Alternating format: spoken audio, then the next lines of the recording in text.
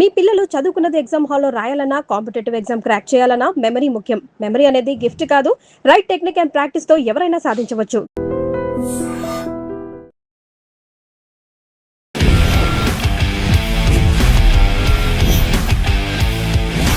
అప్పటికి ఇప్పటికి సినిమా తీయడంలో కానీ, పబ్లిసిటీ చేయడంలో కానీ, దానికి ఏమన్నా ₹4 వస్తే వెనక్కి తెచ్చుకోవడంలో కానీ, వీటి మీద అసలు ఏంటి? మా ప్రమోషన్ అంటే పూర్వకాలం ఏంటంటే మాకు పేపర్లో వేస్తే చాలు, అంతకంటే వేరే మార్గం లేదు. శివ సినిమాకి వచ్చేటప్పటికి అసలు మీడియాకి ఏమీ ఇవ్వకూడదు, కాగితం మొక్క కూడా ఉప్పు అందించకుండా సినిమా తీయాలనేది రామ్ గోపాల్ వర్మ కనిపెట్టాడు. కరోనా వచ్చిన కాడి నుంచి సోషల్ మీడియా డామినేట్ చేసింది, ప్రింట్ మీడియాను కానీ విజువల్ మీడియాను కానీ. 250 సినిమాలు రిలీజ్ అవుతాయంటే దగ్గర దగ్గర 150 సినిమాలు నో షోలు పడుతున్నాయి, ఇంక్లూడింగ్ మై ఫిల్మ్. జనాలు ప్రమోషన్ నమ్ముతున్నారంటారు. అయితే 100% నమ్ముతున్నారు. నమ్మకపోతే మీ పెద్ద సినిమాలు ఎట్లా వస్తాయి? పెద్ద సినిమాకి ప్రమోషన్ చేయకపోయినా జనాలు వస్తారు కదా. మహేష్ బాబు గారు వారణాసి పబ్లిసిటీ కావాలా? I'm sorry to say this. కాదు, కొన్ని సినిమాలకి ప్రెస్టేజ్ కోసమని డీసాల్ ఫుల్స్ రాయించడం అనేది విన్నారా మీరు ఎప్పుడైనా? ఫస్ట్ టైం హీరోతో సినిమా తీశాను, కొత్త కాబట్టి థియేటర్ ఫుల్ బోర్డు పెట్టేసి రాయించేస్తాను. థియేటర్ లోపల నిండి ఉండదు. అవతల వాళ్ళని మనం బాధ పెట్టి లేకపోతే అవతల వాళ్ళు ఇబ్బంది పడేటట్టు మాట్లాడాల్సిన అవసరం మనకు లేదు. ప్రొడ్యూసర్ వీళ్ళ భయంతో బతున్నాడు, అతన్ని ఇంకా భయపెట్టాల్సిన అవసరం మనకేంటి? సాటి మనిషిగా ఎంతవరకైనా హెల్ప్ చేయగలిగితే వాళ్ళు హ్యాపీ, మనం హ్యాపీ. ఇప్పుడు ఏమవుతుందండి,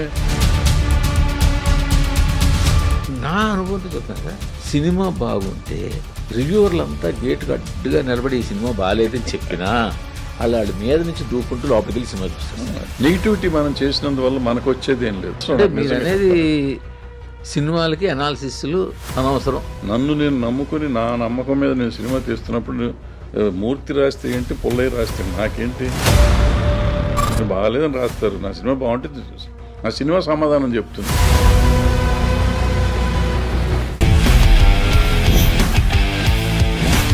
హాయ్, హలో, నమస్తే. నేను మీ VS Murthy. Welcome to iDream channel. So Tammareddy Bharadwaj గారు, ఆ పేరుకి పెద్దగా పరిచయం గట్రా అలాంటివి ఏం అవసరం లేదు. బట్ ఆయన కలవాలని నేను చాలా కాలంగా అనుకుంటూ ఉన్నాను. బట్ ఎన్నాళ్ళకి పాసిబుల్ అయింది.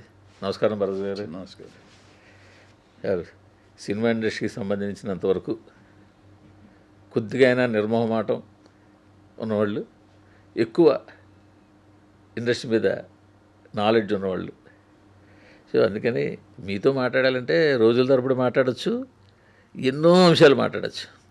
బట్ అవన్నీ పక్కన పెట్టి ఏదో ఒక అంశం మీద ఒకసారి చొప్పున మాట్లాడాలి, ఒక సిరీస్ లాగానే నా ఆలోచన.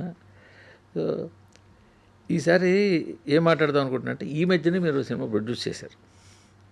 ఇంతకుముందు చాలా సినిమాలు ప్రొడ్యూస్ చేశారు, హిట్లు, చిన్నవి, పెద్దవి అన్ని రకరకాలు చూసేశారు. సో ఇప్పుడు ఈ సినిమా తర్వాత మీకు వచ్చిన ఏంటి జ్ఞానోదయం? ఈ అప్పటికి ఇప్పటికి సినిమా తీయడంలో కానీ, సినిమా మార్కెట్ చేయడంలో కానీ, పబ్లిసిటీ చేయడంలో కానీ, తర్వాత దానికి ఏమన్నా ₹4 వస్తే వెనక్కి తెచ్చుకోవడంలో కానీ, వీటి మీద అసలు ఏంటి? అయినా మీరు ఇండస్ట్రీని వదలా, అంతే కదా. సినిమా తీయటంలో పెద్దగా తేడా రాలేదు సార్. సినిమా చాలా ఈజీగానే తీసాం. టెక్నికల్గా మారిందంతే. టెక్నికల్గా మారినాయి అంటే అవన్నీ కూడా మార్పులు ఉంటే మార్పులతో పాటు అప్డేట్ అయితే చాలా ఈజీ సినిమా తీయటం పెద్ద ఇష్యూ కాదు. ఇవాళ సినిమా తీయటానికి మేజర్గా మనం అప్డేట్ అవ్వాల్సింది ఏంటంటే మార్కెటింగ్లో. మిగిలినవన్నీ రొటీనే. ఎందుకంటే నాకు నచ్చిన కథ మీకు నచ్చకపోవచ్చు, మీకు నచ్చిన కథ నాకు పోవచ్చు. డబ్బు నాది కాబట్టి నా ఇష్టం వచ్చిన కథ నేను తీస్తాను. జనం డబ్బులు పెట్టేవాళ్ళు వాళ్ళు కాబట్టి వాళ్ళకి ఇష్టమైతే చూస్తారు, లేకపోతే మానేస్తారు. సో కథ, మేకింగ్ అన్నీ అంతకుముందు మేము ఆ కెమెరాలతో చేసేవాళ్ళం, ఇప్పుడు డిజిటల్ కెమెరాలతో చేస్తున్నారు. అంతకుముందు మూవీ వాళ్ళ మీద చేసేవాళ్ళం, ఇప్పుడు దీని మీద చేస్తున్నాం. సో ఇవన్నీ ఆ మార్పు, టెక్నికల్ మార్పులే తప్ప వేరే మార్పులు ఏం లేవు. దట్ ఈస్ ఈజీ ఇదనమాట, ఈజీ ట్రాన్స్ఫర్మేషన్. ఇప్పుడు అన్నిటికంటే హయ్యెస్ట్ ఇంపాసిబుల్ టాస్క్, నాకు అర్థం కాని టాస్క్ ఏంటంటే, సినిమా రిలీజ్ ముందు కానీ రిలీజ్ అయినాక కానీ ప్రమోషన్ ఏంటి, ప్రమోషన్ అంటే ఏంటి, ప్రమోషన్ ఏంటి, ఈ రెండు అర్థం కాలేదండి. నా ప్రమోషన్ అంటే పూర్వకాలం ఏంటంటే మాకు మా రోజులు మొదట్లో నేను సినిమాలు తీసేటప్పుడు మా నాన్నగారు వెళ్ళి తీసేటప్పుడు కూడా ఆ పేపర్లో వేస్తే చాలు, అంతకంటే వేరే మార్గాంతరం లేదు ఆ రోజుల్లో. 2 sheets 1 sheet 6 యాడే అప్పట్లో పేపర్లో పబ్లిసిటీ ఈనాడు వచ్చేదాకా సినిమా కాలంలో లేవండి అప్పట్లో. సినిమా న్యూస్లు వేసేవారు. విజయ చిత్ర వచ్చింది, తర్వాత జ్యోతిచిత్ర. అంతకుముందు కాలంలో కాగడాలు వేరే ఉండి. కాగడా చదివారా? కాగడా చదివించాం బాగా చిన్నప్పుడు అండి. కాగడా నేను ప్రొడ్యూసర్ అయ్యేటప్పుడు కాగడా పెద్దగా లేదండి. కాగడా లేదు, బట్ కాగడా ఉందంటే అప్పుడప్పుడు వస్తుండేది, అయిపోయింది. అంటే మీ స్టూడెంట్ డేస్లో ఉండేది? మా స్టూడెంట్ డేస్లో ఉండేది. సో ఆ తర్వాత విజయ చిత్ర వచ్చిన కాడి నుంచి మంచి ఇన్ఫర్మేటివ్గా కూడా ఉండేది, న్యూస్ కూడా ఉండేది. అంటే విజయ చిత్ర ఒక గౌరవప్రదమైన ఉండేది. ప్రింట్ కూడా చాలా బాగుండేది. చందమామ పేపరే కదా. అవును. దాంతోపాటు ఇంకో పత్రిక కూడా ఏదో ఉండేది, సినిమా చిత్ర వాళ్ళదా? వాళ్ళది కాదు, సినిమా ఇండస్ట్రీ మీద ఉండేవి కదా. మన శ్రీధర్ గారు ఒకటి పెట్టారు, చిత్రజ్యోతి. జ్యోతిచిత్రం ఉండేది. జ్యోతిచిత్ర కాకుండా శ్రీధర్ గారు వెళ్ళి పెట్టాడు, చలనచిత్ర సంథింగ్ ఏదో ఒకటి ఉండాలి. అసలు ఫస్ట్ జీవీజీది ఉండేది. ఉండేది. సో అట్లా రకరకాలుగా ఉండేవి. తర్వాత కొంతకాలం అందులో సినిమా కాలం తక్కువ వేసేవారు. తర్వాత సినిమాకి ఒక కాలం అంటూ పెట్టింది ఈనాడు స్టార్ట్ చేసినట్టున్నారు. అంటే దానికి మిమ్మల్ని బ్రేక్ ఇస్తున్నాను. యాక్చువల్గా 90s దాకా సినిమాకు ఒక పేజీ పెట్టాలని ఐడియా లేదు. అవును. యాక్చువల్గా ఈనాడు చేసేవారు అప్పుడప్పుడు. బట్ ఈనాడు చేయడానికన్నా ముందు ఈ ప్రయోగం వైజాగ్లో జరిగింది. విశాఖపట్నంలో కోడి రామకృష్ణ గారు కంటిన్యూగా షూటింగ్లు చేసేవారు. ఆయన ఆ రోజుల్లోనే క్యారవాన్లో క్యారవాన్ పెట్టుకుని ఆయన ఎక్కువ షూటింగ్లు కోడి రామకృష్ణ గారు వైజాగ్లో చేస్తుండేవారు. ఆ టైంలోనే రాజేంద్ర ప్రసాద్ ఎక్కువ అక్కడ ఉంటుండేవాడు. ఇలాగా చూస్తుంటే నేను వైజాగ్లో జర్నలిస్ట్గా పనిచేస్తుండేవాడిని, జస్ట్ మామూలు పొలిటికల్ జర్నలిస్ట్గా. నాకు సినిమా ఇంట్రెస్ట్తో సినిమా న్యూస్లు కూడా పట్టుకొస్తుంటే ఓ రోజు నా ఎడిటర్ పిలిచి అడిగాను, మంగు రాజగోపాల్ అని, ఏంటి డైలీ సినిమా న్యూస్లు ఉంటాయా అన్నాడు. సార్ ఇప్పుడు ఇక్కడ షూటింగ్లు ఎక్కువ అవుతున్నాయి సార్ అంటే, డైలీ ఇవ్వగలవా నువ్వు ఒకటి అన్నాడు. ఇవ్వగలదు సార్, ఎందుకంటే ఒక సినిమా నాకు డైరెక్టర్, ప్రొడ్యూసర్, హీరో, 2-3 యాక్టర్లు, టెక్నీషియన్స్ వస్తారు, రోజు ఒకరితో మాట్లాడినా ఒక్క సినిమా షూటింగ్ ఉంటే 7-8 రోజులు లాగేయచ్చు అన్న. నువ్వు అలా చేస్తానంటే నేను డైలీ సినిమా కోసం స్టార్ట్ చేస్తాను సార్ అన్న. అప్పుడు ఆయన స్టార్ట్ చేసిన కాలం పేరు రీల్ న్యూస్. ఏ పత్రిక? ఆంధ్రభూమిలో రీల్ న్యూస్ అనే కాలం డైలీ ఒక ఫుల్ పేజీ. అప్పుడు ఇప్పుడు కోవిడ్ ముందు చిన్న పేపర్లు ఉండేవి, ఇప్పుడు ఆపేసి మేము పెట్టారు. ఆ చిన్న పేపర్లో ఫుల్ పేజీ రీల్ న్యూస్ అని అది స్టార్ట్ చేశారు. అది స్టార్ట్ చేసిన ఒక ఏడాదికి తర్వాత అప్పటికి ఇంకా ఈనాడులో ఈ ఫుల్ పేజీలు ఏవి రాలా, ఏవి ఈ వసుంధరని, ఈ తరం అని, ఇవన్నీ.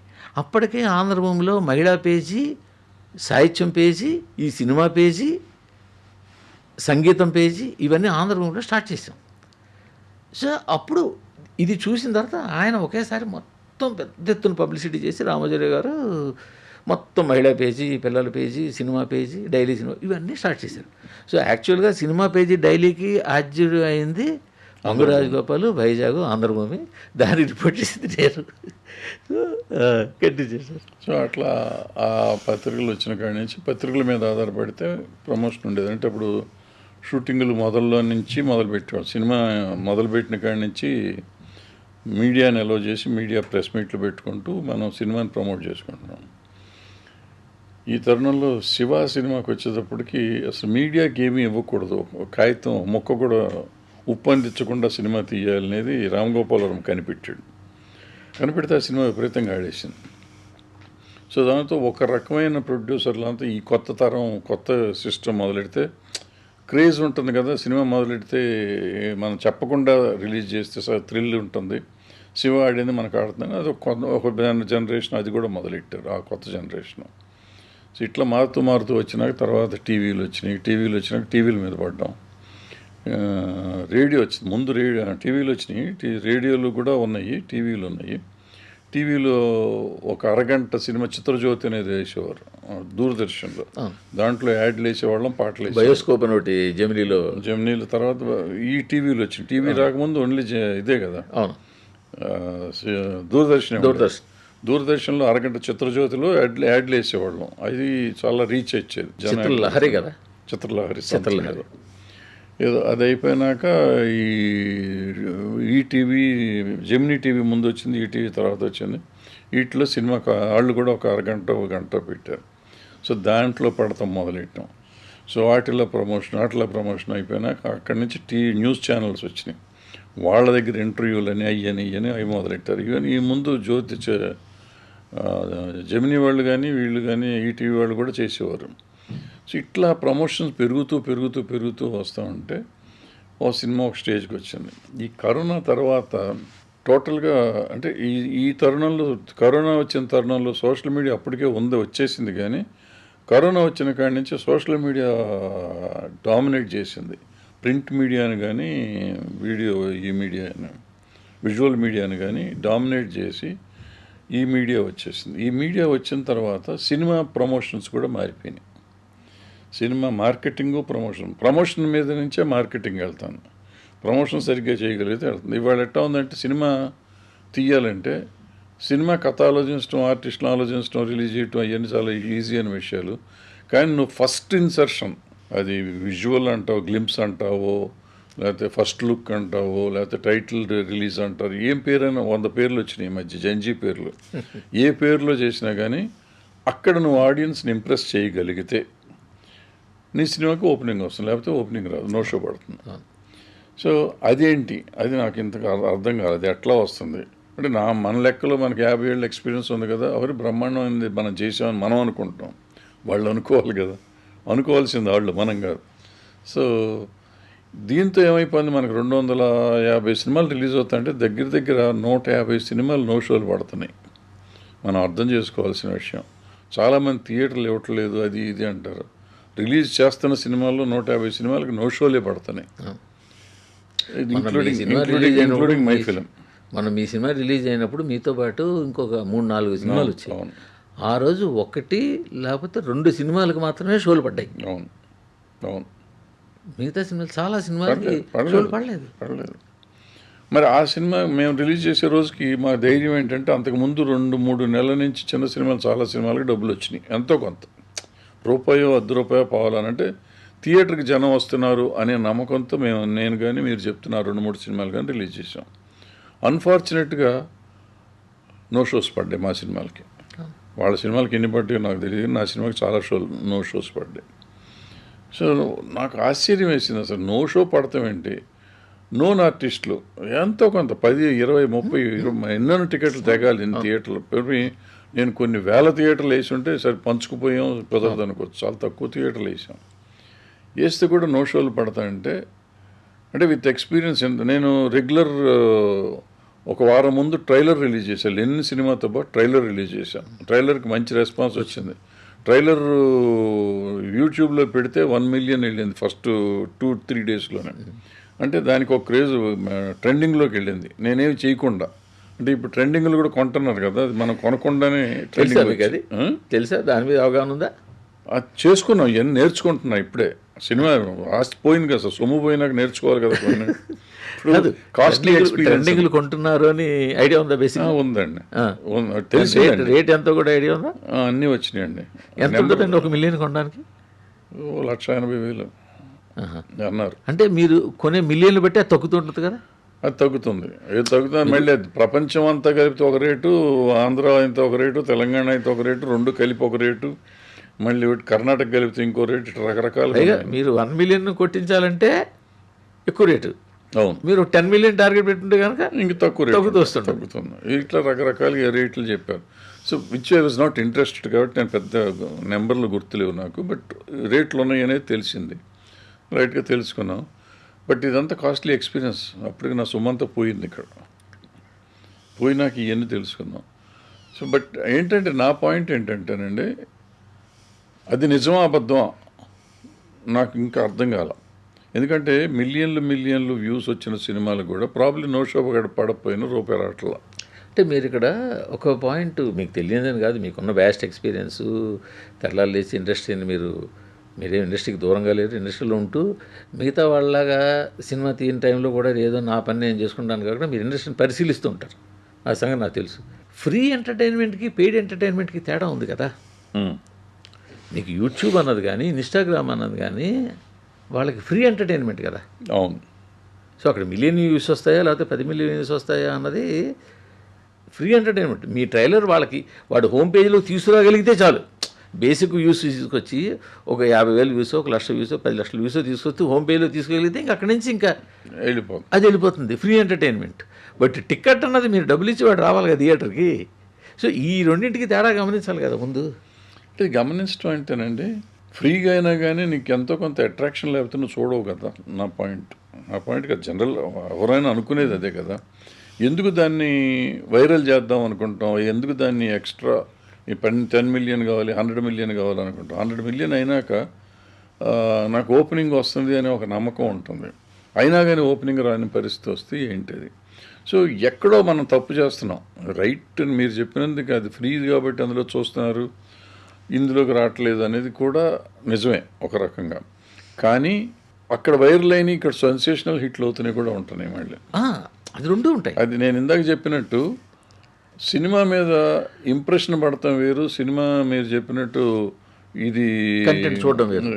ఫ్రీగా వచ్చింది కంటెంట్ పర్లేదు లేదు అని చూడటం సింపుల్. ఇక్కడ మీ మాటకు అడ్డొస్తున్నాను. ఈ మధ్యన కొత్త ట్రెండ్ ఏంటంటే కాలేజీలకు వెళ్ళడం. చూసు కదా, చిన్న సినిమా పెద్ద సినిమా ఏ సినిమా సరే హీరో హీరోయిన్ టీము కాలేజీలకు వెళ్తారు. ఒక్కొక్క ఇంజనీరింగ్ కాలేజీలో 1000, 2000, 3000 మంది స్టూడెంట్స్ ఉంటారు. వాళ్ళ ముందు వీళ్ళు మాట్లాడతారు, డ్యాన్సులు చేస్తారు, పాడతారు, అంటారు. విపరీతంగా కేకలు అరుస్తారు, చేస్తారు. సో వాళ్ళలో ఎంతమంది టికెట్ కొని మన్నాడు ఇదే సినిమాకి మార్నింగ్ షోకి వస్తున్నా అన్నది క్వశ్చన్. కొన్ని సినిమాలు ఇలాగ విపరీతంగా కాలేజీలు అంటే తిరిగిన సినిమాలు ఓపెనింగ్ తగిన సినిమాలు ఉన్నాయి. నాకే ఉందండి. 2014లోనే ప్రతిఘటన ఒక సినిమా తీశా. చార్మిన్ తీసుకుని అన్ని కాలేజీలు తిరిగా, ప్రపంచం అంతా తిరిగాను. ఓపెనింగ్ రాలా. అదే మరి ఓపెనింగ్ రాలా. అప్పుడే నో షో పడింది ఒక విజయవాడ నుంచి.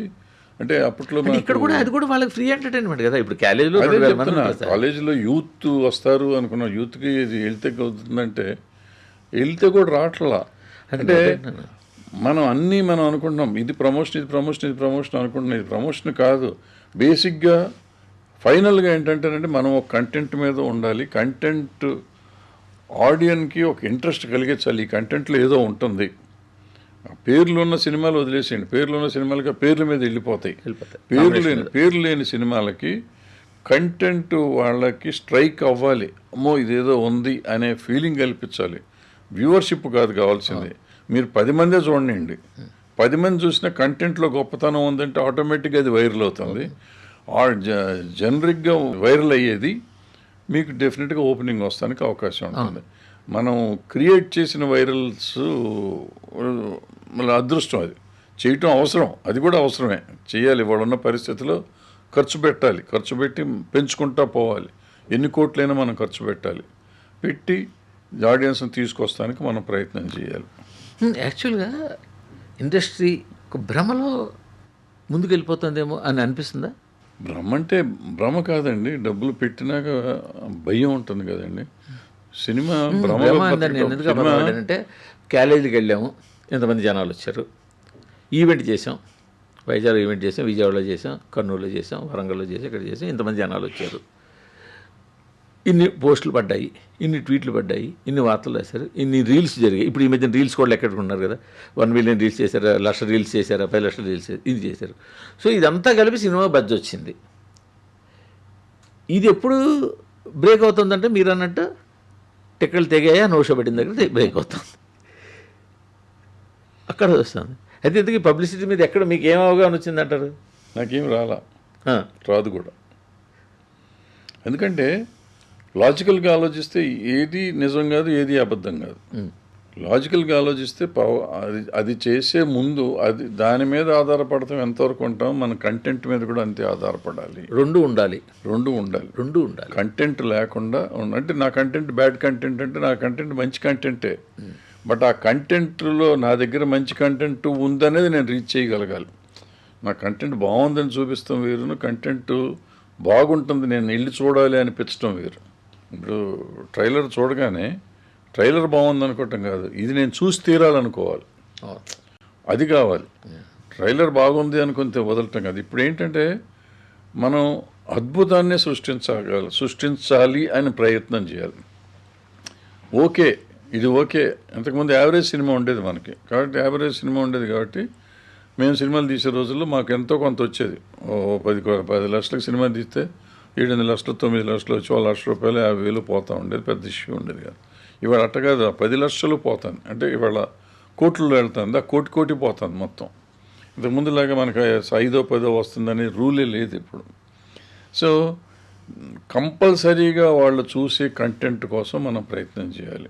లేకపోతే మన మీద నమ్మకం కలిగించుకోవాలి. ముందు నుంచి నన్ను నేను ప్రమోట్ చేసుకోవాలి. ఈ భరద్వాజ్ అనేవాడు అద్భుతమైన కంటెంట్ ఇస్తాడు, వీడు దేవుడు, వీడు సృష్టికర్త, వీడు సినిమా చూడకపోతే నేను చచ్చిపోతానన్న ఫీలింగ్ కల్పించుకోవాలి. నన్ను సెల్ఫ్ ప్రమోషన్ అన్న చేసుకోగలగాలి. సెల్ఫ్ ప్రమోషన్ చేసుకున్నా సినిమా చూస్తారు. సినిమా కంటెంట్ని సరిగ్గా ప్రమోట్ చేసినా సినిమా చూస్తారు. అంటే అంతేగాని జనరల్గా ప్రమోట్ చేస్తే జనాలు ప్రమోషన్ నమ్ముతున్నారంటారు. అయితే 100% నమ్ముతున్నారు. నమ్మకపోతే మీ పెద్ద సినిమాలు ఎట్లా వస్తాయి? అవి చూస్తున్నారు కదండి. వాళ్ళకి అభిమానం ఉండొచ్చు ఏదన్నా కూడా సార్. పెద్ద సినిమాకి ప్రమోషన్ చేయకపోయినా జనాలు వస్తారు కదా. వస్తారు. మహేష్ బాబు గారు వారణాసి పబ్లిసిటీ కావాలా?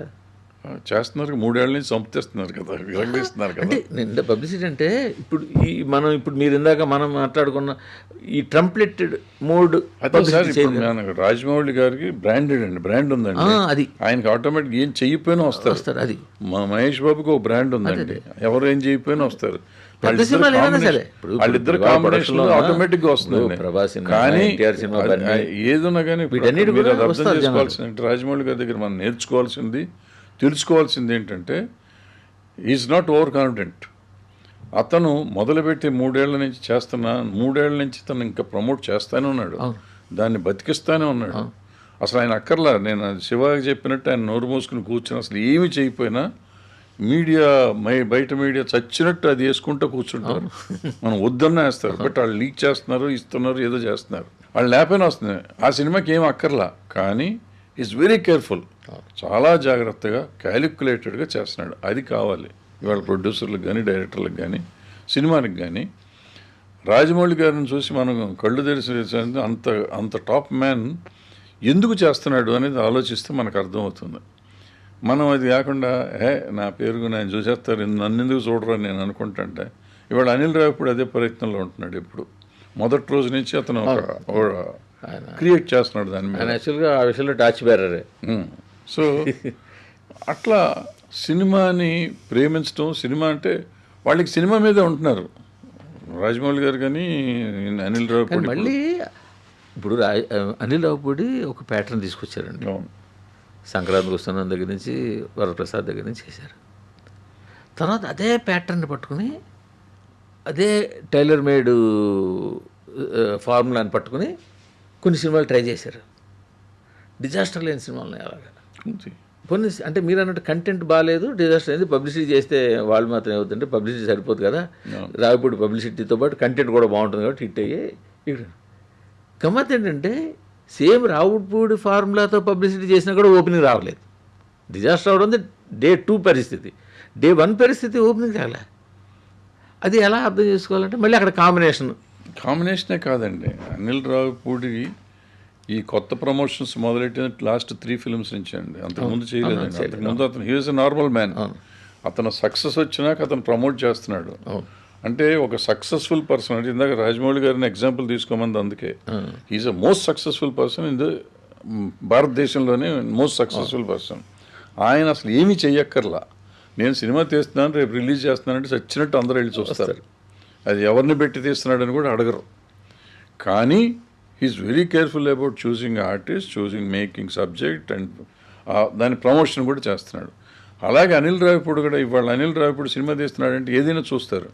కానీ అతను మొదటి రోజు నుంచి బజ్ క్రియేట్ చేయాలని అతను అష్ట కష్టాలు పడుతున్నాడు. అంటే మీరు చెప్పిందంటే ఒక సక్సెస్ఫుల్ పర్సన్ చెప్తే నమ్ముతారు. అది నమ్ముతారు. అదే మాట వేరే వాళ్ళు నమ్ముతారు, కానీ రిలీజ్ అయినాక మళ్ళీ రిజల్ట్ ఒక అందరికీ ఉంటుంది, ఎవరికైనా ఒకటి రిజల్ట్. ఇది అదే సక్సెస్ఫుల్ పర్సన్ చెప్పినా సరే నమ్మి డే 1 రారు, నమ్మరు. అప్పుడు కంటెంట్ మాట్లాడాలి. మళ్ళీ అప్పుడు కంటెంట్ మాట్లాడాలి. మీరు ఇందాక చెప్పారే వీళ్ళు కూడా చేశారండి అని. ఆ చేసిన వాళ్ళు చూపించిన కంటెంట్ వాళ్ళకి ఎక్కి ఉండాలి. అనిల్ రావిపూడి గారు కానీ, మన రాజమౌళి గారు కానీ వాళ్ళ సక్సెస్లో వాళ్ళు చేసేది మనకు అందంగా కనపడుతుందండి. ఇప్పుడు సరదాగా చేస్తున్నా అందంగా కనపడుతుంది. బట్ నేను అది చేశాను అనుకోండి ఎకిలికి కనపడుతూ ఉంటుంది. బట్ నా కంటెంట్ నేను చెప్పిన విషయం బాగుంటే నా బాగానే ఉంటుంది. లేకపోతే నేను రాజమౌళి గారినో లేకపోతే అనిల్ రావిపూడినో కాపీ కొడుతున్నట్టే ఉంటుంది. అదే కదా, కాపీ కొడితే వర్కౌట్ అవ్వదండి. తెలిసిపోతుంది కదా కాపీ కొట్టినట్టు. కాపీ కొడితే వర్కౌట్ అవ్వదండి. సో మనం చేయాల్సింది ఏదో కొత్తగా చేయటానికి ప్రయత్నం చేయాలి. సో కంటెంట్లో క్వాలిటీ ఉండాలి, పబ్లిసిటీ ఖచ్చితంగా మీదంటూ డిఫరెంట్ పబ్లిసిటీ ఏదో ప్లాన్ చేసుకోవాలి. ఈ రెండు. సో మీరు మార్కెటింగ్ మీద ఇందాక మాట్లాడారు. సో మార్కెటింగ్లో మీరు అనేది marketing theatre marketing, non theatre marketing, దాని మీద కూడా అన్నీ కష్టమేనండి కదా. వాటి మీద అవగాహన వచ్చిందా? ఆ రెండింటి మీద అవగాహన ఏం లేదండి. కంటెంట్ ఉంటే అన్ని అవగాహనే, కంటెంట్ లేకపోతే ఏది అవగాహన లేదు. ఇప్పుడు అయితే నాకు నచ్చిన కంటెంట్ అవతల వాళ్ళకి నచ్చుతుందా? ఈ అవగాహన అంటే డెఫినెట్గా వచ్చిందండి. నేను నమ్ముతాను. మనం సినిమా ఎవరి కోసం తీస్తున్నాం అనేది మనకు తెలియట్లేదండి ఇవాళ. మనం ఇంతకుముందు నేను చెప్పిన గతం ఒక బిఫోర్ కరోనా ఆల్మోస్ట్, లేకపోతే ఇంకో 5 ఏళ్ళ వెనక్కి వెళ్తే we are making films only for audience అండి. ఇవాళ మన ఆడియన్స్ కోసం తీయట్లేదండి, అమ్ముతానికి తీస్తున్నామండి. నా సినిమా ఇవాళ ఓటీటీ ఎంత కొంటారు, తమిళ డబ్బింగ్ ఎంత కొంటారు, ఏదో ఇంకోటి ఏదో ఎంత కొంటారు, ఓటీటీ శాటిలైట్ ఎంత కొంటారు. సో ఇదంతా కలిపితే నాకు ఎంత అవుతుంది, ఎంత వస్తుంది అని థియేటర్ అని అసలు ఈ ప్రేక్షకులను అసలు తీసేస్తున్నాం లెక్కలోంచి. ప్రేక్షకుల కోసం సినిమా తీయట్లేదు. మీరు అన్నది కరెక్టే, కానీ అది ఒక ఏడాది 2 ఏళ్ళ ముందు దాకా అలా జరిగింది. కరోనా, ఆఫ్టర్ కరోనా టు గత ఏడాది 2-3 ఏళ్ళకి. ఇప్పుడు లాస్ట్ 1 year నుంచి మళ్ళీ కొంచెం చేంజ్ అయితే కనిపిస్తుంది కదా. చేంజ్ చేస్తానికి ప్రయత్నం చేస్తున్నాం. ఆ సినిమాలు ఇంకా బయటకు రాలేదు కదా. మీరు చెప్తే మన సినిమాలన్నీ ఇప్పుడు 3 ఏళ్ళు 4 ఏళ్ళు తీస్తున్నాం. సో వాళ్ళు కళ్ళు తెరిచారేమో తెలీదు, తెరిచినాక వచ్చే సినిమాలు ఎప్పుడైతే ఓటీటీ మీరు చెప్పింది, ఎప్పుడు OTT income sufficient more than production cost అన్నప్పుడు మీరు చెప్పినట్టు లెక్కేశారు. రివర్స్లో లెక్కేసుకుంటూ వచ్చారు. ఓటీటీ నుంచి ఎంత వస్తుంది, దానికి ఇంత ఖర్చు పెడదాము, ఇంత మిగిల్చుకుందామని, థియేటర్ అక్కర్లేదు అన్నట్టు చేశారు. బట్ ఎప్పుడైతే ఓటీటీ తగ్గిందో ఇప్పుడు మళ్ళీ థియేటర్ని మీరు అన్నట్టు థియేటర్లో మన సినిమా ఎవరి కోసం చూడాలరా వాడు చూడాలనే లేదండి. మీకు ఇంకోటి మీరు అర్థం చేసుకోవాల్సింది ఏంటంటే ఓటీటీ వచ్చింది, శాటిలైట్ వచ్చిందని అంటారు, కానీ ఈ 250 సినిమాల్లో ఎన్ని సినిమాలు ఓటీటీకి శాటిలైట్కి వెళ్తున్నాయి? సగం సినిమాలు వెళ్ళవు. సగం సినిమాలు వెళ్ళవు. ఈ సగం మంది కూడా ఒళ్ళు దగ్గర పెట్టుకుని తీయాలి, తీట్లా వీళ్ళు కూడా ఓటీటీని దృష్టిలో పెట్టుకునే తీశారు. సో అందుకని టోటల్గా మనకు అన్ని ఫెయిల్యూర్లు వచ్చినాయి. బట్ మీరు చెప్పింది ఏంటంటే, చెప్పిన లెక్క ప్రకారం ఈ మధ్య కాలంలో లాస్ట్ 1 year నుంచి 1.5 year నుంచి చిన్న సినిమాలు డిఫరెంట్గా తీసిన ప్రతి సినిమా ఆడుతూ వచ్చింది. చాలా ఎక్కువ సినిమాలు ఆడినాయి ఈ మధ్య లాస్ట్ 1.5 year 2 years నుంచి లెక్కేసుకుంటే. చాలా చిన్న సినిమాలు కొంచెం డిఫరెంట్ కంటెంట్తో రావటం, ఆడటం బాగా జరిగింది. So they are making some money. So అలాంటి కంటెంట్తో నేను మిస్ అయ్యాను. I miss the bus. దీనికి ఇందాక మీరు మాటల్లో అన్నట్టు సినిమా రిలీజ్కి టైమింగ్ ఒకటి కావాలి, కంటెంట్తో పాటు కంటెంట్ ఒకటి కావాలి, పక్క రిలీజులు ఒకటి కావాలి, అన్నీ చాలా చాలా చాలా ఇష్యూస్ ఉంటాయండి. సో ఏదైనా జరిగి ఉండొచ్చు. ఫెయిల్యూర్కి 100 కారణాలు చెప్పచ్చు, సక్సెస్కి కూడా 100 కారణాలు చెప్పగలం. బట్ ఏ సక్సెస్ మనం చెప్పిన కారణమే కరెక్ట్ కాదు, 100 ఉంటాయి ఆడియన్స్. కానీ సక్సెస్కి సరే ఫెయిల్యూర్ పక్కన పెడితే సక్సెస్కి 100 కారణాలు ఉంటాయి. 100 కారణాలు కానీ ఒక 2-3 కీ ఫ్యాక్టర్స్ ఉంటాయి. ఒక సినిమా జనాలకు నచ్చింది, బాగా ఆడింది అంటే దానికి 2-3 కీ ఫ్యాక్టర్స్ ఉంటాయి. ఆ హీరో మీద అభిమానం కావచ్చు, డైరెక్టర్ మీద కావచ్చు, లేదా కాంబినేషన్ కావచ్చు, లేదు అంటే ఆ సినిమాలో ఎక్కడో ఒక పాయింట్ పెట్టచ్చు. ఇవన్నీ కాకుండా రిలీజ్ అయిన టైము కావచ్చు, అవతల అపోనెంట్ సినిమాలు కావచ్చు, ఇలా చాలా ఉంటాయి. బట్ ఇవన్నీ మర్చిపోయి ప్రొడ్యూసర్లు ఇమీడియట్గా ఆ హీరో వెనకాల, ఆ డైరెక్టర్ వెనకాల పడిపోతారు. అవన్నీ ప్రాబ్లం ఏంటంటేనండి, అది ఎందుకు హిట్ అయిందన్న పక్కన పెట్టి ఆ హీరోకి వచ్చేసింది హిట్, ఆ డైరెక్టర్కి వచ్చింది హిట్. కొత్త జనరేషన్ ఆఫ్ ప్రొడ్యూసర్లో అంటే I'm sorry to say this, passion towards film లేదండి, ప్యాషన్ టువర్డ్స్ బిజినెస్ ఉందండి. They are good marketing people అండి, వెరీ గుడ్ మార్కెటింగ్ పీపుల్. వాళ్ళు కంటెంట్ని వాళ్ళు అమ్ముకోగలరు, దే విల్ మేక్ మనీ. వాళ్ళు డబ్బు అంటే దే ఆర్ వెరీ క్లియర్ అండి. ఇప్పుడు generation they are very clear. నేను ఏదో సినిమా తీసి ఉద్ధరిద్దామని సినిమాలు అంటే ఇంతకుముందు మీరంతా ఉద్ధరిస్తానికి వచ్చారని వాళ్ళు అడగచ్చు. ఉద్ధరిస్తానికి రాకపోయినా సినిమాని నమ్ముకుని వచ్చి సినిమా మీదే ఉన్నాం. ఇప్పుడు సినిమాని ఆ రోజుల్లో సినిమాలో డబ్బులు వస్తాయనే గ్యారంటీ లేదండి. ఈ రోజు లేదు, ఆ రోజు లేదు. బట్ ఈ రోజున there are so many avenues where we can make money. I mean కంటెంట్తో డబ్బులు సంపాదిస్తానికి నేను ఇందాక చెప్పిన ఎవెన్యూస్ అన్నీ ఉన్నాయి. ఆ రోజున ఏమీ లేదు మనకి. మనం డైరెక్ట్ రిలీజ్ చేస్తే డిస్ట్రిబ్యూటర్ ఏదో ఇచ్చేవాడు, మనం ఇచ్చేవాళ్ళం, డిస్ట్రిబ్యూటర్కి మనం తిరిగి కట్టేవాళ్ళం. సో నాకు ఒళ్ళు దగ్గర పెట్టుకొని చేయాల్సిన బాధ్యత ఉంది నాకు. ఇవాళ అట్ట కాదు. ఓటీటీ వాడు ఇచ్చినాక ఇంక మనం అడగడు, శాటిలైట్ వాడు ఇచ్చినాక మనం అడగడు. లేదు, ఆ రోజులు కూడా మారుతున్నాయి. ఏది ఆ రోజులు కూడా మారుతున్నాయి కదా. ఇది ఓటీటీ టర్మ్స్ కూడా మారుతున్నాయి కదా ఇప్పుడు. ఇప్పుడులేండి. OTT వాళ్ళు కూడా ఏం టర్మ్స్ పెడుతున్నారు? బేస్ ప్రైస్ ఒకటిని పెడుతున్నారు. అవును, ఫర్ ఎగ్జాంపుల్ 50 కోట్లు ఇస్తామంటే బేస్ ప్రైస్ 30 కోట్లే ఇస్తాం. అవును. ఈ సినిమా ఇన్ని కోట్లు చేస్తే ఇంకో 5 ఇస్తాం, ఇన్ని కోట్లు చేస్తే ఇంకో 5 ఇస్తాం, ఇన్ని కోట్లు చేస్తే ఇంకో 5 ఇస్తాం. అది మార్కెటింగ్లోకి వచ్చేటప్పటికి వాళ్ళ గొడవ వాళ్ళదనుకోండి. వాళ్ళు అలాగే నట్లు కొంచెం కొంచెం టైట్ చేసుకుంటూ చేస్తారండి. అది మీరు ఓటీటీ వచ్చిన శాటిలైట్ వచ్చినప్పుడు నేను స్టేట్మెంట్ ఇచ్చాను, ఓటీటీ వచ్చినప్పుడు నేను ఇచ్చాను. ఇది 4 రోజుల పండగ, వీళ్ళు మురిపిచ్చారు, తర్వాత ఏడిపిస్తారు మిమ్మల్ని అని చెప్పాను. ఓటీటీ వచ్చినప్పుడే చెప్పింది. ఓటీటీ ఏంటండి, మనం 10 కోట్ల సినిమా తీస్తే 15 కోట్లకు కొనేవారు. అవును, 5 కోట్లు టేబుల్ ప్రాఫిట్ వచ్చింది. ఏదో ఒక సినిమా 15 కోట్లకు తీస్తే 50 కోట్లకు కొన్నారు. అసలు 35 కోట్ల లాభం వస్తుంది సినిమా రిలీజ్ చేయకుండా అని ఆనందపడిపోయిన రోజులు ఉన్నాయి మనం ఈ కరోనా టైంలో. సో అక్కడి నుంచి వాళ్ళు ఏ పరిస్థితికి వచ్చామండి, వాళ్ళు కొంటే కూడా మనం బయటపడే పరిస్థితి లేదు. అక్కడి నుంచి మనం ఏం చేసాం, మనం చేసిన పొరపాటు ఏంటి తెలుసా, 15 కోట్లు తీస్తే 50 కోట్లు కొంటున్నారు, 35 కోట్లు లాభం వస్తుంది కాబట్టి నేను దానికి వెంటనే ఆ హీరోకి 30 కోట్లు ఇచ్చే సినిమా తీయచ్చు కదా, 5 కోట్లు తీసుకునే హీరోకి 30 కోట్లు తీయచ్చు కదా అని ఈ రకంగా ఆలోచించడం మొదలెట్టి, ఇందాక మీరు అడిగారే ఆ సినిమా ఎందుకు వచ్చింది, ఎట్ట వచ్చింది, ఎలా వెళ్ళి ఇంకో అదే హీరో దగ్గరికి వెళ్ళిపోతారు, కాంబినేషన్కి వెళ్తున్నారు అన్నారే. ఇదే ఈ వెళ్ళిపోయి ఓ సినిమా ఉంటుందండి, ఏదో ఆ కంపెనీ దేని మీదో లేకపోతే ఆ కథ మీదో ఏదో ప్రేమ వచ్చి ఒక ఓటీటీ ఒక కొత్త సినిమా, కొత్త హీరో సినిమాని నేను 10 కోట్లు కొన్నారు ఆ రోజుల్లో. ఆ హీరో నెక్స్ట్ సినిమాకి వచ్చేటప్పటికి నేను వెళ్ళి అడిగాను అనుకోండి, ఏమా చేద్దామంటే అతను ఆ సినిమాకి 10 లక్షలు 20 లక్షలు తీసుకున్నాడు, కొత్త అతను కాబట్టి. సార్ నాది ఓటీటీ 10 కోట్లు వెళ్ళింది సార్, ఒక 5 కోట్లు ఇవ్వండి సార్ అంటాడు. 10 లక్షలు ఎక్కడ, 5 కోట్లు ఎక్కడ? ఆ ఓటీటీ వెళ్ళింది ఎవరి మూలని, ఇతని మూలానంటే ఇతని మూలని కదా. ఆ సినిమాలో ఇతను హీరోనే, కానీ ఇతని క్యారెక్టర్ ఏముందో అతనికే తెలియదు, నాకు తెలియదు. కానీ సినిమా ఆడింది, ఓటీటీకి కూడా బ్రహ్మాండమైన రేట్ వచ్చింది. ఇట్లా అతను అడగగానే నేను అమాయకం కాదు, నా తెలివితేటలు చాలా తెలియగలవని అనుకుని అతనికి 5 కోట్లు ఇచ్చి, అది ₹1,00,00,000 తీసిన సినిమాని నేను 20 కోట్లకు తీస్తున్నా. ఓటీటీ వాడు పొరపాటున మళ్ళీ 10 కోట్లు ఇచ్చిన ఇంకో 10 కోట్లు డెఫిసిట్ ఉంటుంది మనకి. ఇలా మనం కాస్ట్ పెంచుకుంటూ వెళ్ళాం, రెమ్యునరేషన్స్ కాస్ట్ పెంచుకుంటూ వెళ్ళాం. ఇవాళ ఓటీటీ రేట్ ఇచ్చినా అలివి కాని రోజులు వచ్చాం, ఓటీటీ వాడు మన స్క్రూ టైట్ చేశాడు. ఇది కాస్ట్ తగ్గించడం చాలా కష్టం. కరోనాకు ముందు 30 కోట్లు అయిన సినిమా ఇవాళ 300 కోట్లు అవుతాను.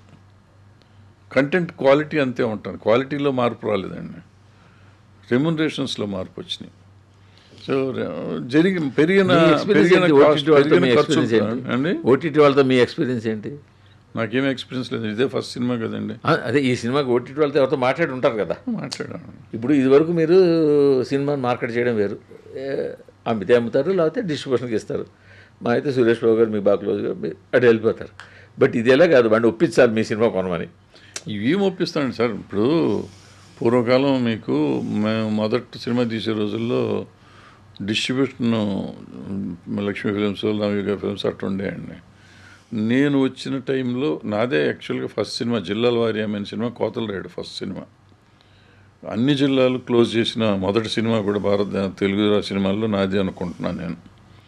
టోటల్ జిల్లాలన్నీ అమ్మేసిన సినిమా. అందులో చిరంజీవి ఫస్ట్ సినిమా, హీరోగా ఫస్ట్ సినిమా ఆయనకి. అది అన్ని జిల్లాలు క్లోజ్ చేసామండి. సో జిల్లాలు కొనటం అనేది మొదలైంది. కొనటం అయితే జిల్లాలు క్రేజీగా కొనటం వేరు, వీళ్ళు బతిమాలటం. మీరు ఇప్పుడు ఎట్టనే ఒప్పిస్తారు. ఆ రోజుల్లో కూడా నేను అద్భుతమైన సినిమా తీశానండి, తీసుకోండి అని చెప్పి శంకరాభరణం లాంటి సినిమాకి అడుక్కోవాల్సింది వచ్చింది, ఇంకా చాలా సినిమాలకు అడుక్కోవాల్సి వచ్చింది. మన శ్యాంప్రసాద్ రెడ్డి గారు అరుంధతి సినిమా, ఆయన అంత గొప్ప సినిమా తీసి అంత బ్లాక్ చేసి అది తీసుకోమన్నా సరే ఆగిన ఆయన అదృష్టం ఆయన ఓన్ రిలీజ్ చేసి చాలా ఆయన మంచి ప్రాఫిట్ వచ్చింది, ప్రమాణమైన ప్రాఫిట్ వచ్చింది, చాలా మామూలు ప్రాఫిట్ రాదు. ఆయన కాస్ట్ టు కాస్ట్ ఇస్తాన్న సినిమా అది బయ్యర్లకి. అవును. అలాంటి సినిమా సంక్రమణ కూడా అంతే కదా. అంటే కాస్ట్ అంటే ప్రాబ్లం ఏంటంటే ఆ రోజున ఆ సినిమా 9 కోట్లు అయిందండి. 9 కోట్లు అంటే 9 కోట్లకి కొనేవాడు ఉంటాడు, ఎలా ఉంటాడు? ఆ రోజు ఆ సినిమా కాస్ట్ 3 కోట్లు 4 కోట్లు మించి ఉండకూడదు. సో 9 కోట్లు 9 కోట్లు ఇస్తానికి అప్పటికి పాపం ఒకళ్ళిద్దరు రెడీ అయ్యారు. ఈయన ఏదో చిన్న తేడాల్లో పోయింది, ఈయన అదృష్టం బాగుండి ఈయనకి 60 కోట్లు 70 కోట్లు వచ్చింది. కానీ సో రకరకాల సమస్యలు ఒక్కొక్క సినిమా టైంలో ఒక్కొక్క కథ చెప్పుకుంటూ పోవచ్చు మనం. కానీ ఆ ఒక్క సినిమా తర్వాత అంత ప్రాఫిట్ వచ్చినా ఇండస్ట్రీలోనే ఆయన ఉన్నా, ఆయనకి ఇండస్ట్రీలో మొత్తం అందరితోటి పరిచయాలు సాన్నిహిత్యాలు ఉన్నా మళ్ళీ సినిమా తీయలే ఆయన. అంటే అది ఎంత బెటర్ ఎక్స్పీరియన్స్ ఇచ్చి ఉంటుందో అనుకుంటాను నేను. అదేం బెటర్ ఎక్స్పీరియన్స్ కాదండి. అంటే బెటర్ ఎక్స్పీరియన్స్ అంటే కాదు, ఇవన్నీ సరే డబ్బులు వచ్చేసే అవన్నీ వచ్చాయి, బట్ ఆ ఫేజ్లో ఆయన ఎంత ఇదే అయ్యి ఉంటారు. అందువల్లే కదా శ్యాంప్రసాద్ రెడ్డి దగ్గర తెలుసుకోవాల్సి, ఇందాక చెప్పాను ప్యాషన్తో సినిమా తీసేవాళ్ళని. శ్యాంప్రసాద్ రెడ్డి ప్యాషన్ అండి అది. అతను అసలు అమ్మోరు తీశాడు ఫస్ట్, అమ్మోరు 2 సార్లు తీశాడు. ఒకసారి తీసి ఆల్మోస్ట్ తగలెట్టి మళ్ళీ మొత్తం తీశాడు ఆర్టిస్టులు మార్చి. అది ఇంద్ర కదా, అదేదో సినిమా 5 సంవత్సరాలు చిరంజీవి గారితో 5 ఏళ్ళు తీశాడు. అది తీసి మొత్తం పోయిందండి. ఈ సినిమా తీసేటప్పటికి అతని దగ్గర రూపాయి లేదు, అష్ట కష్టాల్లో ఇతను తీస్తా దీన్ని 3 సార్లు తీశాడు. అరుంధతిని కూడా 3 సార్లు తీశాడు. లేకపోతే 9 కోట్లు అవ్వాల్సిన అవసరం లేదు. ఆ అమ్మాయి వచ్చి ప్రాక్టికల్గా ఆల్మోస్ట్ కొత్త అమ్మాయి, పెద్ద రెమ్యునరేషన్ లేదు ఆ అమ్మాయికి.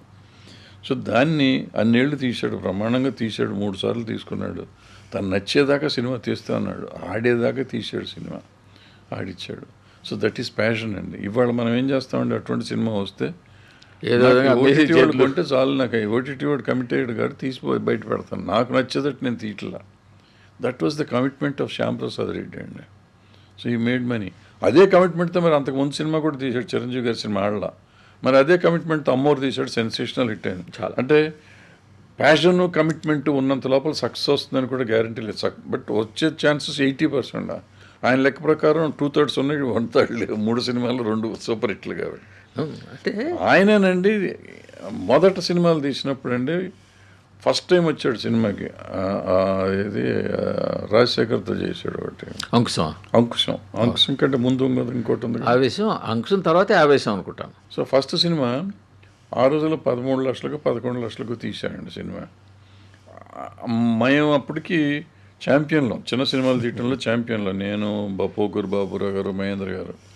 సో మాకు కొత్త విద్య నేర్పించే లెవెల్లో వచ్చి తీశాడు అతను కొత్తగా వచ్చినప్పుడు.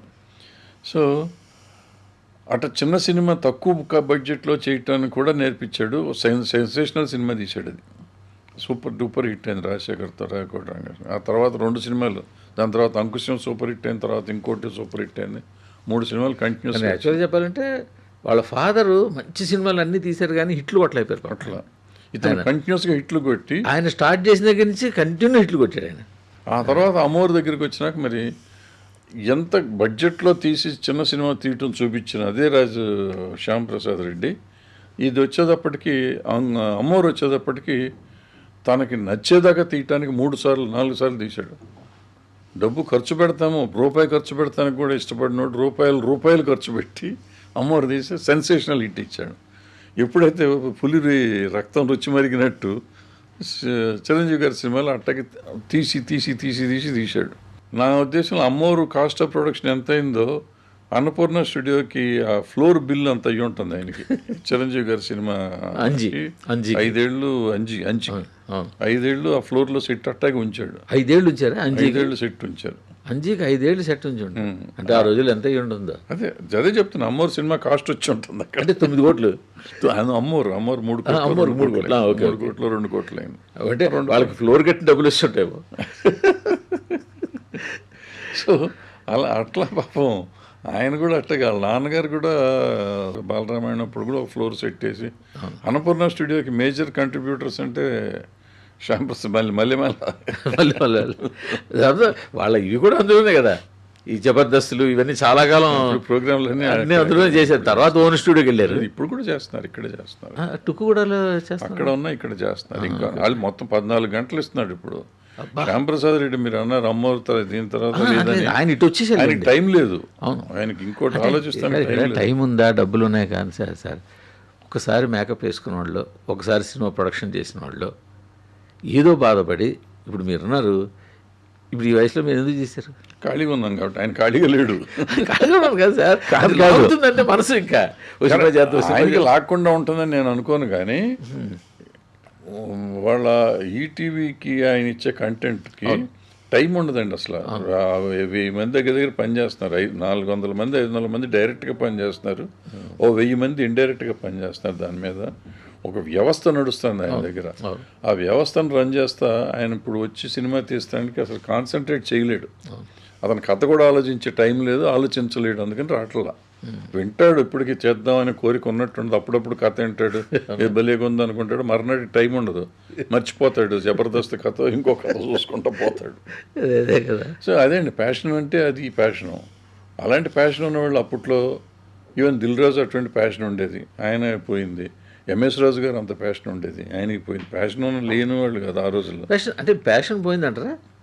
ప్యాషన్ పోయిందో లేకపోతే వయసుతో పాటు ఇది పోయిందో తెలియదు. జడ్జిమెంట్ పోయిందంటారా? జడ్జిమెంట్ పోయి ఉండొచ్చు అండి. లేదంటే మనం మనీ మేకింగ్ మెషిన్ అయిపోయినాక ప్యాషన్ తగ్గుతుందండి. సినిమా వృత్తిగా ఒకటి ప్రవృత్తిగా ఒకటి చేయటం వేరు. ప్రవృత్తిగా చేయటం వేరు, వృత్తిగా చేయటం వేరు అయిపోతుంది కదా. సో నేను సినిమా తీయటానికి దీంతో తీస్తాను, నా కళను సాకారం చేసుకుంటాను తీస్తాను. ఇక్కడ కళను సాకారం కాదు, నేను డబ్బు చేస్తాను, ప్రింటింగ్ మెషిన్ చేస్తానికి వచ్చాను.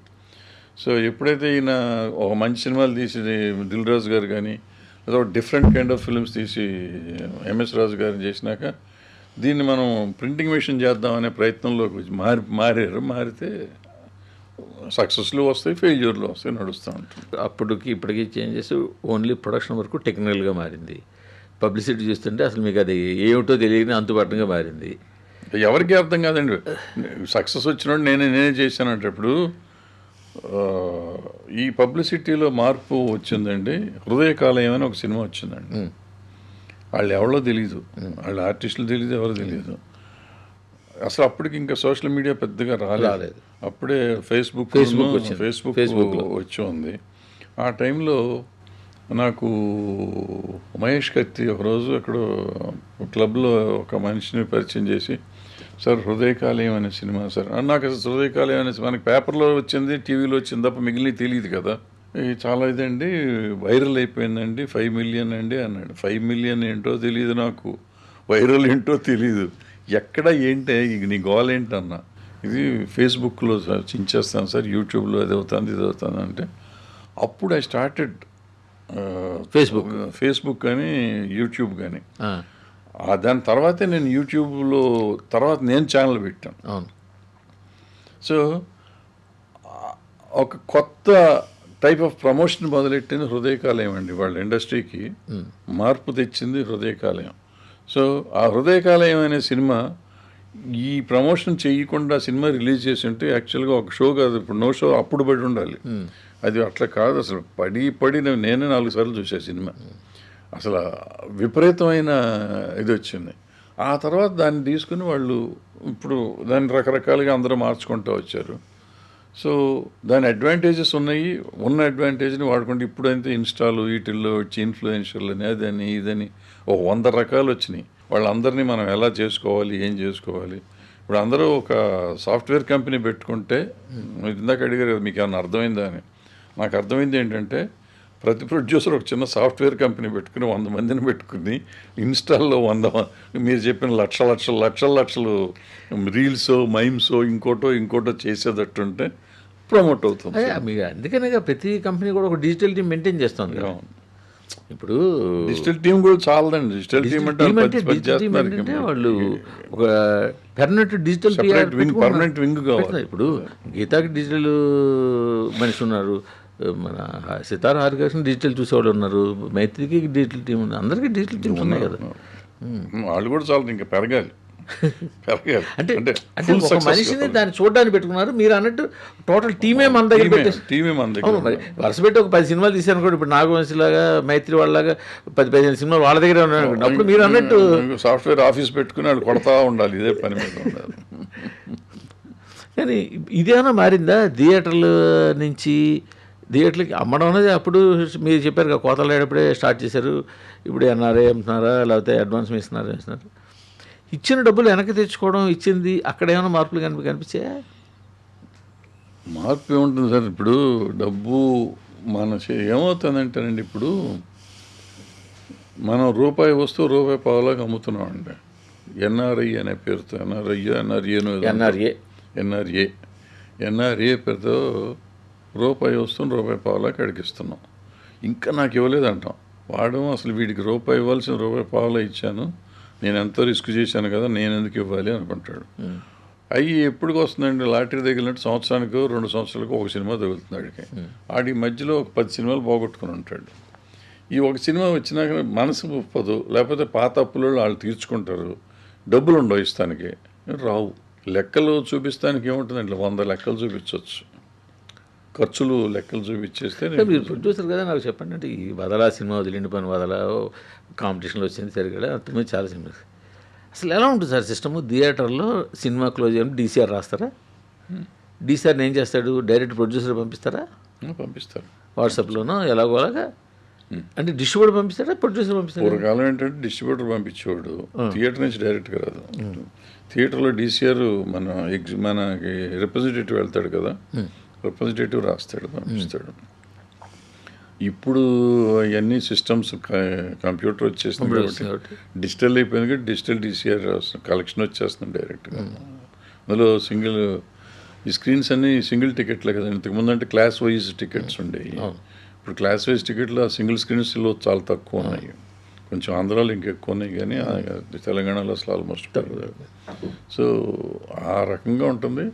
బట్ ఏదైనా డిజిటలైజ్ అయిపోయినాక ఈజీగా వస్తున్నాయి. అంతకుముందు కూర్చొని రాయాల్సి వచ్చేది, కార్బన్ పేపర్ పెట్టి 3 డిస్ట్రిబ్యూటర్ సినిమా అయిపోయినా అలా కూర్చుని ప్రొడ్యూసర్ ఒక కాపీ, డిస్ట్రిబ్యూటర్ 3 కాపీలు వచ్చాయి అనమాట. ఎగ్జిబిటర్ దగ్గర ఒక కాపీ, ఇక ఫైల్ ఆఫీసుల్లో ఇక్కడ ఒక థియేటర్లో కట్టు ఉండేది, డిస్ట్రిబ్యూటర్ ఆఫీస్లో కట్టు ఉండేది, ప్రొడ్యూసర్ ఆఫీస్లో కట్టు ఉండేది. కాదు, కొన్ని సినిమాలకి ప్రెస్టేజ్ కోసమని, పెద్ద సినిమాలు కావచ్చు, ఎవరి సినిమాలకైనా కావచ్చు, డీసీఆర్ ఫుల్స్ రాయించడం అనేది విన్నారా మీరు ఎప్పుడైనా? డీసీఆర్ ఫుల్స్ రాయించడం అనేది విన్నారా ఎప్పుడైనా? డీసీఆర్ ఫుల్ అంటే రాయించేవాళ్ళం అండి. ఇప్పుడు సినిమా రిలీజ్ చేస్తున్నాను, నేను ఒక సినిమా తీశాను, ఫర్ ఎగ్జాంపుల్ నేను కోతలాడి తీశాను అనుకుందాం. ఆ రోజుల్లో నాకు ఫస్ట్ టైము ఒక హీరోతో సినిమా తీశాను, కొత్త కాబట్టి థియేటర్ ఫుల్ బోర్డు పెట్టేసి రాయించేస్తాం. బయట బోర్డు పెట్టించేసి, బయట బోర్డు థియేటర్ లోపల నిండి ఉండదు, థియేటర్ నిండి బయట బోర్డు పెట్టేస్తారు. బయట బోర్డు పెడితే థియేటర్ రోడ్ ఎందుకు కూరుకుంటాండి, ఆయన కావాలి కదా, ఆయనకి కావాలి, ఆయన డబ్బులు కట్టమంటాడు. అవును, సో డబ్బులు కడుతున్నాను. అంటే డీసీఆర్ ఫుల్ రాసి మీరు డబ్బులు వాడికి ఇచ్చేయాలి. ఇవ్వాలి, మనమే పెడతాం. ఇప్పుడు కూడా అది జరుగుతుంది. అలాగే సార్, ఇప్పుడు ఎన్ఆర్ఐ ఇచ్చారు కదా సార్. అవును, వాడు ఎన్ఆర్ఐ ఇచ్చారు, వాడికి డీసీఆర్ ఇంట్రెస్ట్ మనది వాళ్ళది ఇద్దరిది కదా సార్. అలాగే సార్, నాకు అర్థమైంది మీరు చెప్పింది. ఇప్పుడు నేనేమంటానంటే, నాకు ఒక ఎన్ఆర్ఐ అన్ని చోట్ల ఇచ్చానో లేదో నాకు తెలియదు, కొన్ని చోట్ల నేనే చేస్తున్నానేమో తెలియదు.